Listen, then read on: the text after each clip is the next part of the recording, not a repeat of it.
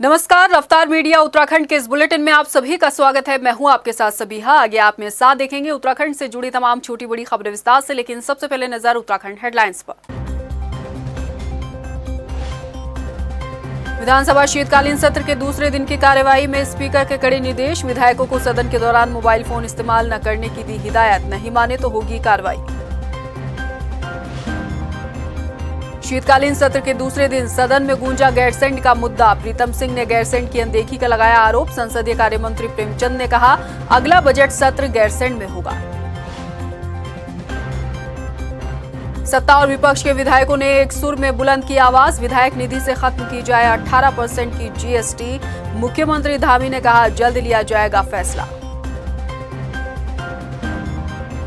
और नैनीताल में नाबालिग बाइक राइडर्स के खिलाफ महाअभियान। अब तक 50 से ज्यादा गाड़ियां सीज होने के साथ काटे गए हजारों चालान। एसएसपी ने कहा, अब नहीं बख्शा जाएगा कोई। और बुलेटिन में अब खबरें विस्तार से। सबसे पहले बात करते हैं विधानसभा सत्र की। विधानसभा शीतकालीन सत्र के दूसरे दिन की कार्रवाई आज सुबह 11 बजे शुरू हुई।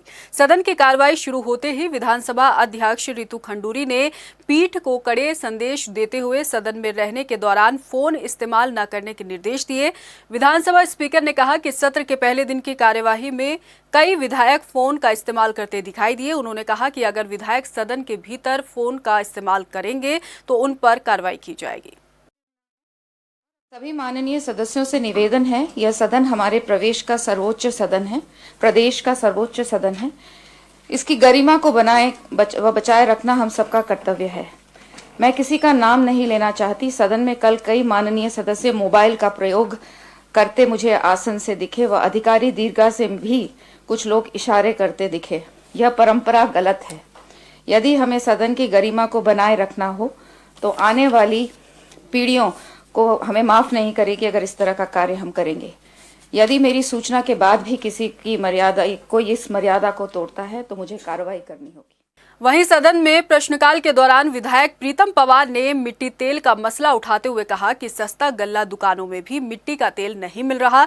इस पर खाद्य मंत्री रेखा आर्य ने सदन में जवाब देते हुए कहा कि सभी राज्यों में धीरे धीरे सरकार तेल आपूर्ति बंद कर रही है और अब सभी जगह ईंधन और लाइट की व्यवस्था की जा रही है। रेखा आर्य ने कहा कि वर्तमान में करीब 99% लोग अपने घरों में गैस का इस्तेमाल कर रहे हैं। राज्य में खाद्य विभाग की जिम्मेदारी थी किसी समय तक में, जब देश आज़ाद हुआ, कि अपने यहाँ पर हर घर को जो है खाना पकाने के लिए केरोसिन का सदुपयोग हो पाए और साथ साथ में बिजली के दृष्टिकोण से, प्रकाश के दृष्टिकोण से इसका उपयोग हो सके।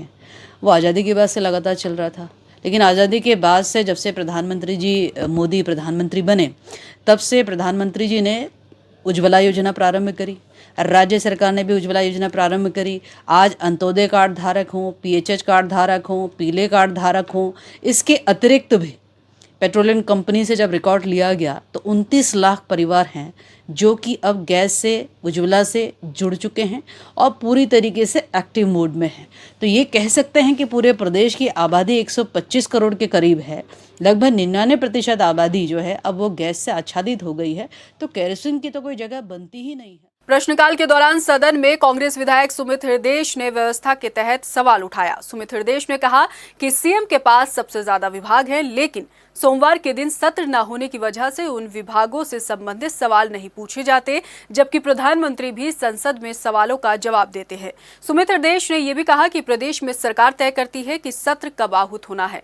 दरअसल विधानसभा में सोमवार का दिन मुख्यमंत्री के विभागों का दिन होता है और इस दिन सीएम को अपने विभागों से जुड़े सवालों के जवाब देने होते हैं। मैंने आपको पहले भी कहा है, this is the prerogative of the government. ये गवर्नमेंट डिसाइड करती है कि कब वो सत्र चलाना चाहते हैं। इसमें कुछ माननीय मंत्री जी ऐड करना चाहें तो वो ऐड कर सकते हैं, लेकिन it is not my prerogative to decide कि किस दिन सत्र शुरू होगा या कहाँ पे सत्र शुरू होगा। नंदा देवी कन्याधन योजना, हमारी कन्या हमारा अभियान योजना के तहत नैनीताल में कन्याओं को योजनाओं का लाभ न मिलने पर हल्द्वानी से कांग्रेस विधायक सुमित हृदयेश ने सदन में सवाल उठाए, जिसको लेकर महिला सशक्तिकरण एवं बाल विकास मंत्री ने कहा कि नैनीताल में 7,547 लाभार्थियों को योजना का लाभ मिल रहा है।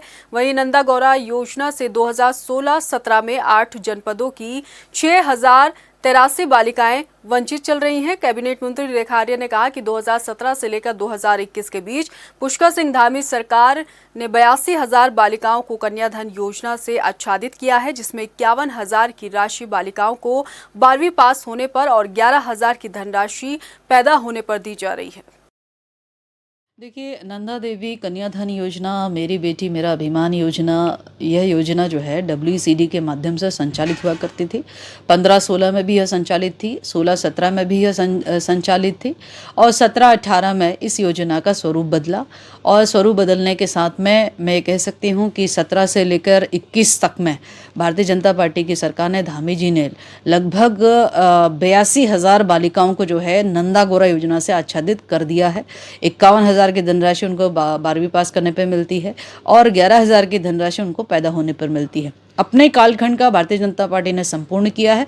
रही बात 15-16 और 16-17 की, तो उसके लिए माननीय मुख्यमंत्री जी ने घोषणा विधानसभा में कर रखी है। उस घोषणा के परिप्रेक्ष्य में उसका परीक्षण जो है, क्योंकि आज 2015 से लेकर 2022 में हम लोग हैं, लगभग 7 साल का फर्क है, तो वित्त विभाग ने कहा कि एक बार इसको वेरीफाइड कर लिया जाए। तो उसका वेरीफाइड करते हुए अब वो आंकड़े जो है वो 31,000 के करीब जो है वो नंदा योजना के पहुंचे हैं, जिसको लेकर लगभग हमारे को 47 करोड़ की धनराशि की आवश्यकता है और जिसको लेकर वित्त विभाग से डिमांड कर दी गई है। मैं समझती हूँ कि आने वाले समय में जल्द से जल्द 15-16, 16-17 के नंदा देवी कन्याधन योजना की आपूर्ति कर दी जाए। इरिगेशन के पदों को भरने समेत UKSSC पेपर लीक घोटाले की CBI जांच कराने की मांग को लेकर UKD ने आज विधानसभा कूच किया। हालांकि इससे पहले ही पुलिस ने उन्हें रोक लिया। इस दौरान प्रदर्शनकारियों की पुलिस अधिकारियों के साथ नोकझोंक भी हुई। विधानसभा की तरफ बढ़ने से रोके जाने से नाराज कार्यकर्ता सड़क पर ही धरने पर बैठ गए और सरकार के खिलाफ नारेबाजी करने लगे। उक्रांत के केंद्रीय उपाध्यक्ष जयप्रकाश का कहना है कि सरकार जन सरोकारों से जुड़े मुद्दों को उठाने के नाम पर सिर्फ लीपापोती ही कर रही है। विभिन्न मांग है हमारी। आपने सबसे पहले अंकिता हत्याकांड की CBI जांच को लेकर मांग की हमने, UKSSC में CBI जांच की लेकर मांग की हमने, और उसके बाद हमारे तमाम मुद्दे हैं। हमने इस घेराव के माध्यम से भारतीय जनता पार्टी जो सरकार में बनी है उसे ये कहा है कि आप जनता की जो भावनाओं के अनुरूप जिसको आपको सरकार में जनता ने भेजा है उसके मुद्दों को आप निस्तारण करने की बात करें। आप केवल लिपापोती करने का राजनीति कर उनको समाधान की ओर ले जाने की कोशिश करें। केवल लिपापोती से काम चलने वाला नहीं। विधानसभा शीतकालीन सत्र के दौरान जहां विपक्ष सरकार पर हमलावर नजर आ रहा है, तो वहीं एक मसला ऐसा भी है जिसमें सत्ता और पक्ष दोनों सहमत हैं। असल में प्रदेश में विधायक निधि से GST खत्म करने की मांग को लेकर सत्ता और विपक्ष के विधायकों ने एकजुट होकर आवाज बुलंद की। विधायक निधि से GST को खत्म करने का CM धामी से अनुरोध किया गया, तो मुख्यमंत्री पुष्कर सिंह धामी ने भी जल्द फैसला लेने की बात कही है। ये रिपोर्ट देखिए। उत्तराखंड विधानसभा शीतकालीन के सत्र में सत्ता और विपक्ष में कई मसलों को लेकर कैट फाइट देखने को मिल रही है, लेकिन एक मसला ऐसा भी है जिसमें सत्ता और विपक्ष के विधायक एकजुट नजर आ रहे हैं। दरअसल सत्ता और विपक्ष के विधायकों ने विधायक निधि में GST खत्म करने की मांग को लेकर विधानसभा में एकजुट होकर आवाज बुलंद की। विधायक निधि से GST खत्म करने के लिए विधायकों ने मुख्यमंत्री पुष्कर सिंह धामी से भी मुलाकात की। संसदीय कार्य मंत्री प्रेमचंद अग्रवाल ने इस मांग को सही ठहराते हुए कहा कि अगर विधायक निधि से 18% की GST को खत्म किया जाता है तो विधायकों को मिलने वाली 3 करोड़ 75 लाख की विधायक निधि विकास कार्यों में ही खर्च हो पाएगी, नहीं तो लाखों रुपए GST में ही चले जाते हैं।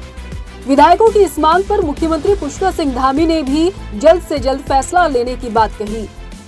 3 करोड़ 75 लाख रुपए प्रति विधायक को यहाँ मिलती है, उसमें आप जानते हैं कि GST उस पर लगती है 18%। तो कुछ हमारे माननीय विधायकों का ये कहना था कि 3 करोड़ 75 लाख में यदि 18% GST जाएगा तो लगभग 65-70 लाख रुपया GST में चला जाता है। तो हमारे माननीय विधायकों की मांग ये थी कि ये GST समाप्त किया जाना चाहिए ताकि 3 करोड़ 75 लाख रुपये पूरा उपयोग माननीय विधायकगण कर सकें। माननीय मुख्यमंत्री जी के सामने ये विषय आया है, बहुत गंभीरता से सरकार इसमें विचार कर रही है। माननीय मुख्यमंत्री जी ने आश्वस्त किया है कि उस पहलू पे भी विचार करेंगे, क्या उसे GST समाप्त कर सकते हैं क्या, या हम विधायक निधि बढ़ा सकते हैं। नहीं, वो सभी विधायकों ने और सभी सम्मानित नेतागणों ने मुझसे बात की है। इस संबंध में हम लोग सकारात्मक रूप से बात करके फाइनेंस डिपार्टमेंट इसमें हम लोग रास्ता निकालेंगे। विधायक निधि से जीएसटी खत्म किए जाने के मसले पर विपक्ष भी सहमत नजर आया। नेता प्रतिपक्ष यशपाल आर्य ने कहा कि जनहित में इस पर फैसला लेना जरूरी है, क्योंकि विधायक निधि का एक बड़ा हिस्सा जीएसटी के तौर पर कम हो जाता है। अगर जीएसटी खत्म होती है तो इसका सीधा फायदा जनता को मिलेगा। एक तो जो विधायक निधि है वो जीएसटी के दायरे में है और काफ़ी धनराशि जीएसटी के दायरे में होने की वजह से वो खर्च हो जाती है और उसका लाभ स्थानीय जो हमारे विधानसभा क्षेत्र की जनता है उसका लाभ उनको नहीं मिल पाता है। एक हमने कहा कि विधायक निधि को जीएसटी से दायरे से बाहर रखा जाए और दूसरा विधायक निधि को बढ़ाया जाए। माननीय मुख्यमंत्री जी ने आश्वस्त किया है, कोई कांग्रेस के विधायकों की मांग नहीं है, सभी दलीय विधायकों के, भारतीय जनता पार्टी के माननीय विधायकों की भी यही मांग है। तो हमने आज बढ़ोतरी की बात की है, देखिए आश्वस्त किया है, उम्मीद है कि कुछ बढ़ोतरी होगी और जीएसटी के दायरे से विधायक निधि को बाहर किया जाए। विधायक निधि से 18% जीएसटी खत्म करने को लेकर विधानसभा में सत्ता और विपक्ष एकजुट नजर आया, तो विधायकों ने ये सुझाव सीएम धामी से भी साझा किया। ऐसे में क्या सरकार वाकई विधायक निधि से जीएसटी को खत्म करती है या नहीं, इसके लिए थोड़ा इंतजार तो करना होगा। रफ्तार मीडिया के लिए देहरादून से मनीष गंगवाल की रिपोर्ट। विधानसभा के शीतकालीन सत्र के दूसरे दिन गैरसैंण का मुद्दा फिर गूंजा। कांग्रेस विधायक प्रीतम सिंह ने गैरसैंण में ग्रीष्मकालीन राजधानी घोषित होने के बाद सरकार पर गैरसैंण की अनदेखी किए जाने का आरोप लगाया और गैरसैंण में कोई भी सत्र में न किए जाने को लेकर भी सरकार पर सवाल खड़े किए। वहीं संसदीय कार्य मंत्री प्रेमचंद अग्रवाल का कहना है कि उत्तराखंड विधानसभा का बजट सत्र अब गैरसैंण में आयोजित किया जाएगा। देखिए, भराड़ीसैंण का मुद्दा जो है वो सदन की अवमानना के परिप्रेक्ष्य में मैंने उठाया था। 4 मार्च 2020 को तत्कालीन मुख्यमंत्री जी ने गैरसैंण भराड़ीसैंण को ग्रीष्मकालीन राजधानी घोषित किया और जब सदन के अंदर ये घोषणा हो जाए कि गैरसैंण भराड़ीसैंण ग्रीष्मकालीन राजधानी है तो स्वाभाविक बात है ग्रीष्मकाल में राजधानी भराड़ीसैंण से संचालित होनी चाहिए, लेकिन सरकार उसका लगातार जो है अवमानना करने का काम कर रही थी। निश्चित रूप से सरकार जो भराड़ीसैंण के लिए गंभीर है, और आप जानते हैं मैं तो अध्यक्ष विधानसभा भी रहा हूँ, जिस प्रकार से हम सबकी भावना गैरसैंण के प्रति रही है और हमारे माननीय मुख्यमंत्री जी रहे, उन्होंने उसके लिए घोषणा भी की थी कि हम ग्रीष्मकालीन राजधानी के रूप में उसकी घोषणा हुई थी। और आज मैंने सदन का अवगत भी कराया है। पिछली बार चूँकि बहुत ज़्यादा हमारी ये यात्रा चल रही थी और आप जानिए कि 46 लाख से ऊपर यात्री पहली बार रिकॉर्ड तोड़ यात्री चारधाम यात्रा पे आए थे और ये हमारे चारधाम यात्रा हमारे उत्तराखंड की जो आजीविका का एक माध्यम भी है, उसमें और कोई व्यवधान ना हो इस नाते हम ये जो सदन है वहाँ चलाना चाहते हुए भी नहीं चला पाए। खबरों में यहाँ रुकेंगे, एक ब्रेक के लिए बने रहिए आप हमारे साथ।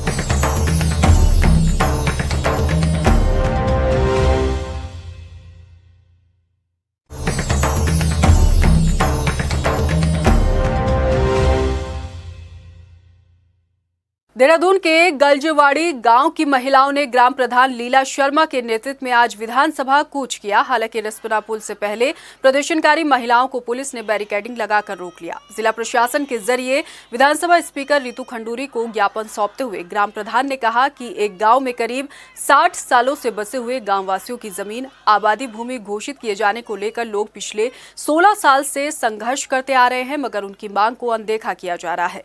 उन्होंने कहा कि गाँव के कई परिवार मालिकाना हक की लड़ाई लड़ रहे हैं और इस बारे में कई बार अधिकारियों से भी समस्या बताई गई, लेकिन हर बार महज आश्वासन ही मिलता है।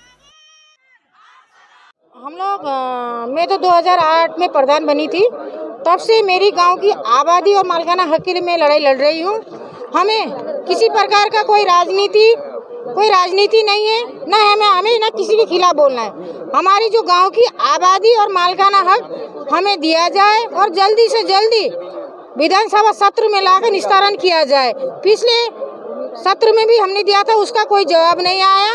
मैं माननीय यहाँ के मुख्यमंत्री पुष्कर सिंह धामी जी से निवेदन करना चाहती हूँ और विधानसभा अध्यक्ष से भी निवेदन करना चाहती हूँ, जनता के हित में, गांव के हित में जल्दी से जल्दी इसको निस्तारण करें। हल्द्वानी ब्लॉक में बीडीसी बैठक में पंचायत प्रतिनिधियों ने हंगामा करते हुए पंचायत क्षेत्र में नक्शा पास कराने के प्रस्ताव का विरोध जताया।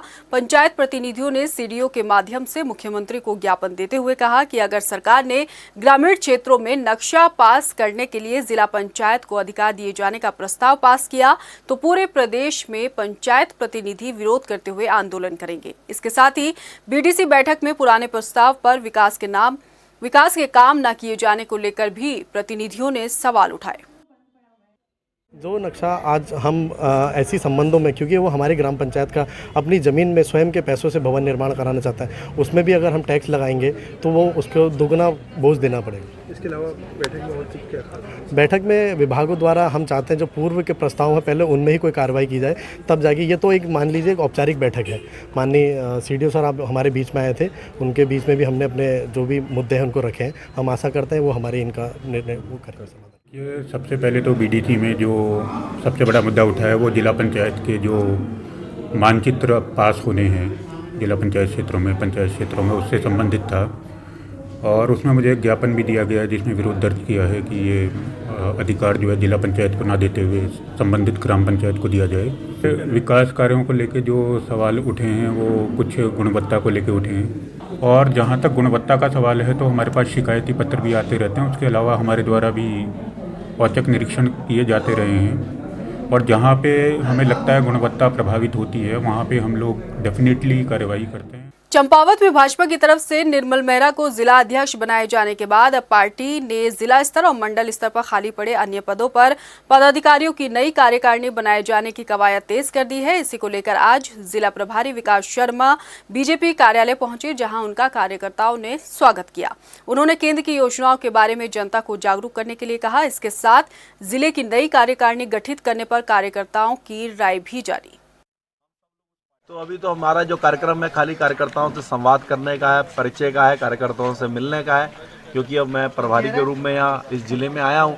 तो यहाँ जितने भी हमारे कार्यकर्ता हैं जिनके दम पे भी हम लोगों ने यहाँ माननीय मुख्यमंत्री जी को उपचुनाव में 94% वोट दिलवा के जिताया है, तो कहीं ना कहीं कार्यकर्ताओं के दम पे ये सफलता मिली है।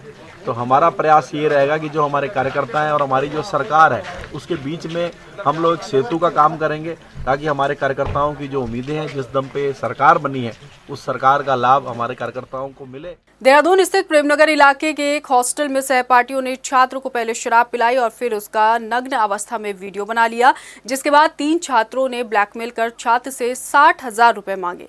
आरोप है कि रकम न देने पर छात्र के साथ मारपीट भी की गई। शिकायत मिलने पर पुलिस ने मारपीट और ब्लैकमेलिंग के आरोप में मुकदमा दर्ज कर लिया है। हॉस्टल से फरार छात्रों की तलाश की जा रही है।